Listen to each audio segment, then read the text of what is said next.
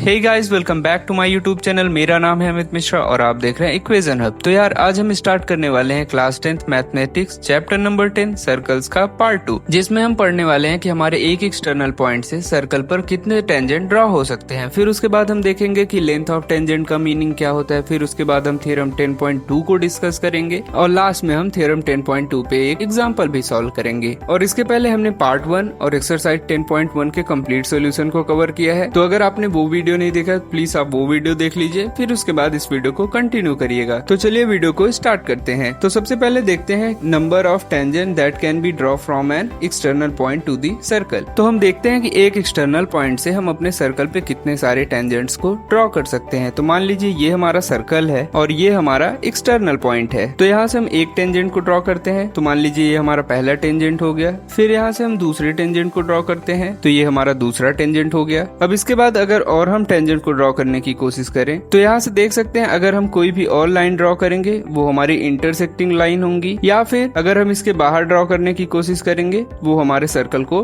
Touch ही नहीं करेगा। तो हम इस एक्टिविटी से देख सकते हैं कि हम अपने सर्कल पे एक्सटर्नल पॉइंट से मैक्सिमम 2 टेंजेंट ड्रॉ कर सकते हैं। अब इसके बाद हम देखते हैं कि meaning of length of tangent क्या होता है। तो जैसे अगर ये हमारा सर्कल है, ये हमारा एक्सटर्नल पॉइंट है और इस एक्सटर्नल पॉइंट से अगर हम इस सर्कल पे टेंजेंट को ड्रॉ करते हैं तो ये हमारा पॉइंट ऑफ कॉन्टेक्ट हो गया। इसको हम P कंसीडर करते हैं, इसको हम Q कंसीडर करते हैं। तो यहाँ से जो हमारा PQ लेंथ होता है उसी को हम लेंथ ऑफ टेंजेंट बोलते हैं। अब हम देखते हैं कि थ्योरम 10.2 हमसे क्या कहता है और उसको हम प्रूव भी करेंगे। तो थ्योरम 10.2 हमसे कहता है the lengths of the tangents drawn from an external point to a circle are equal. तो ये थ्योरम हमसे कहता है कि जैसे मान लीजिए ये एक्सटर्नल पॉइंट हमारा R है, तो यहाँ से अगर हम एक टेंजेंट PR ड्रॉ करें और दूसरा टेंजेंट अगर RQ ड्रॉ करें तो जो दोनों लेंथ है यहाँ से हमारा PR इक्वल टू RQ होता है। तो हम इसको प्रूव करते हैं। तो हम सबसे पहले क्या करते हैं, इस R पॉइंट को अपने O से मिला देते हैं। तो यहाँ से हमारा सॉल्यूशन हो जाएगा। तो यहाँ से हम क्या करते हैं, अपने triangle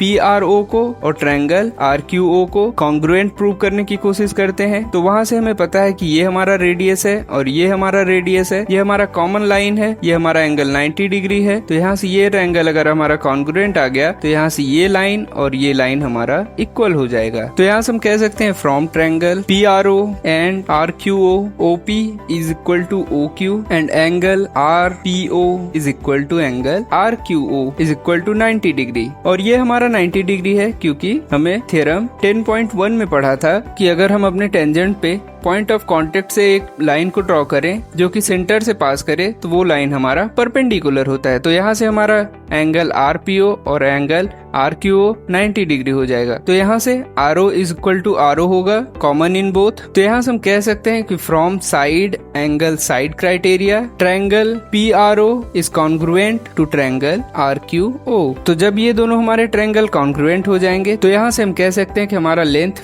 PR equal to RQ होगा। तो यहाँ से हमारा थ्योरम 10.2 प्रूव हो गया। बट यहाँ से अगर हमारा ट्रायंगल PRO और ट्रायंगल RQO कॉन्ग्रुएंट प्रूव हुआ है तो यहाँ से हमें PR इक्वल टू RQ के अलावा भी काफी सारे इन्फॉर्मेशन मिलते हैं। जहाँ से पहला इन्फॉर्मेशन हमें मिलता है कि एंगल PRO इक्वल टू हो जाएगा हमारे एंगल ORQ के। तो यहाँ से जो हमारा RO लाइन बन जाएगा वो एंगल बाइसेक्टर लाइन बन जाएगा। और फिर यहाँ से हम देख सकते हैं कि जो हमारा एंगल POR होगा वही हमारा एंगल सेम ROQ होगा। तो यहाँ से हमारे पास 2 इन्फॉर्मेशन और फाइंड आउट हो गए कि जो एंगल हमारा ये होगा वही सेम एंगल हमारा ये होगा और जो एंगल हमारा ये होगा वही सेम एंगल हमारा ये होगा। तो ये दोनों इन्फॉर्मेशन भी हमारे क्वेश्चंस में काफी यूज होते हैं। तो थ्योरम 10.2 के साथ साथ हमें ये दोनों इन्फॉर्मेशन भी याद रखना है। ये इन्फॉर्मेशन कहता है कि अगर हमारे एक्सटर्नल पॉइंट को सेंटर से जोड़ दिया जाए तो हमारा जो दोनों टेंजेंट के बीच का एंगल है वो बाइसेक्ट हो जाता है। और सिमिलरली जो हमारा दोनों रेडियस के बीच बनने वाला एंगल है वो भी बाइसेक्ट हो जाता है। मैं आपको फिर से बता रहा हूँ, ये बहुत ही इंपॉर्टेंट इन्फॉर्मेशन है। इससे आपके काफी सारे क्वेश्चंस बहुत इजी हो जाते हैं। अब हम एक एग्जांपल को सॉल्व करते हैं। तो यहाँ से एग्जांपल में हमें गिवन है 2 tangents TP and TQ are drawn to the circle with centre O from an external point T। Prove that angle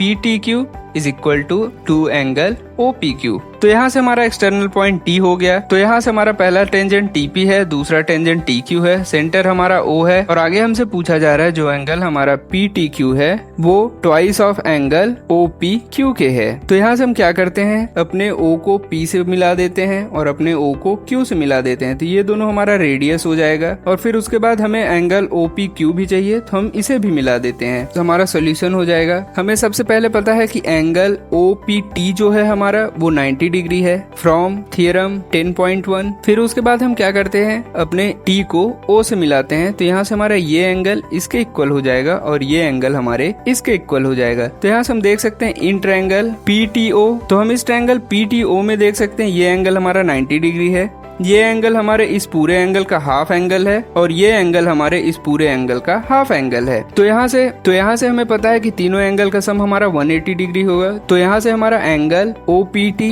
plus angle PTO plus angle POT is equal to 180 degree हो जाएगा। तो यहाँ से हमें angle OPT 90 degree given है plus हमने देखा angle PTO जो हमारा है वो हमारा हाफ एंगल PTQ के है प्लस जो हमारा एंगल POT है वो हमारा हाफ एंगल POQ के है इक्वल टू 180 डिग्री। तो यहाँ से हम देख सकते हैं हमारा angle PTQ plus angle POQ is equal to 180 degree हो जाएगा। हमने इसको ऐसा इसलिए किया क्योंकि हमें प्रूव करने में PTQ चाहिए और दूसरा एंगल हमें OPQ चाहिए। तो एंगल OPQ को लाने के लिए हमें इस ट्रायंगल को कंसीडर करना पड़ेगा और इस ट्रायंगल में हमारा ये टोटल एंगल बन रहा है तो इसलिए हम इस एंगल को भी इंक्लूड कर रहे हैं। तो हम इसको इक्वेशन नंबर 1 कंसीडर करते हैं। अब आगे in triangle PQO angle OPQ plus angle OQP plus angle POQ is equal to 180 degree. तो यहाँ से हमें इक्वेशन 1 POQ की वैल्यू गिवन है जो कि होगा 180 डिग्री माइनस एंगल PTQ। तो यहाँ से हमारा angle OPQ plus angle OQP plus angle POQ की जगह पे हमारा आ जाएगा 180 degree minus angle PTQ equal to 180 degree. तो यहाँ से हमारा 180 से 180 कैंसिल हो जाएगा। अब यहाँ से हमारा angle PTQ is equal to हो जाएगा angle OPQ plus angle OQP के। तो यहाँ से हम देख सकते हैं कि ये हमारा रेडियस है, ये भी हमारा रेडियस है। तो ये हमारा जो ट्रायंगल OPQ है वो एक आइसोसेलेस ट्रायंगल है। तो यहाँ से हमारा एंगल ये और एंगल ये इक्वल होने वाला है। तो यहाँ से हम कह सकते हैं कि हमारा angle OPQ is equal to angle PQO के होगा। तो यहाँ पे हम OPQ प्लस एंगल OQP की जगह पे हम ट्वाइस ऑफ एंगल OPQ भी लिख सकते हैं। तो यहाँ से हमारा angle PTQ is equal to twice of angle OPQ आ गया और ये हमारा इसलिए आया क्योंकि हमारा triangle POQ is an isosceles triangle है। तो हमारा ये प्रूव हो गया। तो आप देख सकते हैं कि इस क्वेश्चन में हमारा थ्योरम 10.2 भी यूज हो सकता था बट हमने उस थ्योरम 10.2 के अदर प्रॉपर्टीज का यूज किया। जैसे यहाँ पे हमने हाफ एंगल का यूज कर लिया, यहाँ पे भी हमने हाफ एंगल का यूज कर लिया। तो